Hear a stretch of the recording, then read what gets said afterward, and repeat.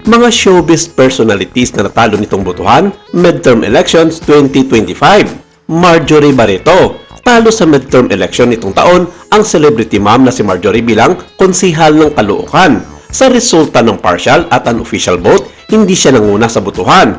Nasa 6 na konsihal ang magkakaroon ng pwesto sa kanilang nasasakupan o distrito. Ngunit nasa 7 pwesto lamang si Marjorie na meron lamang kakaunting bumoto at nakakuha lamang siya ng mahigit sa 100,000 na boto. Matatandaan na sobrang abala ng celebrity mom sa kanyang pangangampanya sa election period sa kanyang manasasakupan at distrito.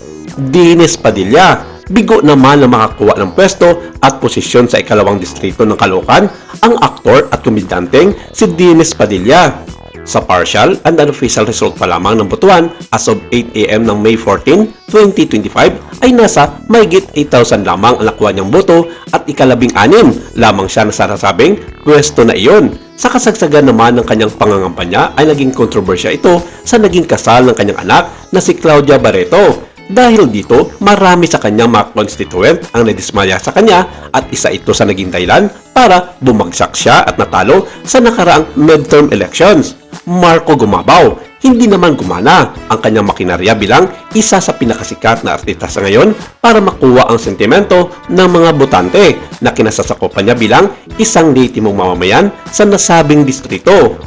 Natalo siya at bigo para makuha ang pwesto bilang congressman ng ika-4 na distrito ng Camarines Sur. Sa partial and unofficial vote tally noong May 13, nakakuha lamang siya ng 183 votes kumpara sa kanyang katunggali na halos 30,000 ang laman nito para sa kanya. Sa panahon ng campaign period, naging abala ang controversial na aktor sa kanyang bagong karera sa politika. Malimit na lang itong naispatan sa television dahil nakafocus ang kanyang atensyon sa election. Isa din si Luis Menzano sa napakalaking celebrity star na tumakbo para sa Batangas Vice Governor post ay natalo kay incumbent Governor Dodo Mandañas. Ang ina ng TV host, ang screen veteran na si Belma Santos Recto, gayon pa man ay nanalo bilang gubernatorial post kasama ang kanyang kapatid na si Ryan Recto na nanalo naman sa pagkakongresista. Samantala, tinanggap ni A.G. Falcon na incumbent Vice Governor ng Oriental Mindoro ang kanyang pagkatalo sa karera bilang kinatawan ng ikalawang distrito at sinabing igirikalang niya ang desisyon ng kanyang mga nasasakupan. Natalo rin sina Aramina at Shamsi Sopsop sa mga posisyong pagkakonsyal sa Pasig City na magkatulad sa sinapit ng mga councilors bit na si Enzo Pineda sa 5th District na Quezon City, Ali Forbes sa Quezon City 4th District, David Choa sa Manila 2nd District, Muka Oson sa Manila 3rd District, Aljur Abrenica sa Angeles City sa Pampanga at Nes Maricol.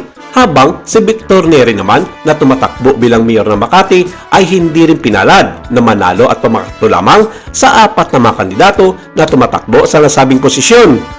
Natalo rin si Emilio Garcia sa kanyang pag-alok bilang mayor sa Bay Laguna sa kabila ng kanyang walang humpay ng pangangampanya simula nang mag-umpisa ang election period. Ang iba pang entertainment personalities na natalo sa halalan ay sina Manila mayoral candidate Raymond Bagatsing, Angelica de la Cruz na natalo sa Malabon City na tumatakbo bilang vice mayor at ito ang unang pagkatalo ng aktres simula nang pumasok ito sa politika noon pang 2017. Isa din sa mga celebrities na hindi pinalad na manalo nitong midterm elections 2025 ay ang aktor at komedyanteng si Ann Juliana na tumakbo bilang Vice Mayor ng Calamba City kung saan naging kulilat ito sa 2 pang tumatakbo sa nasabing posisyon.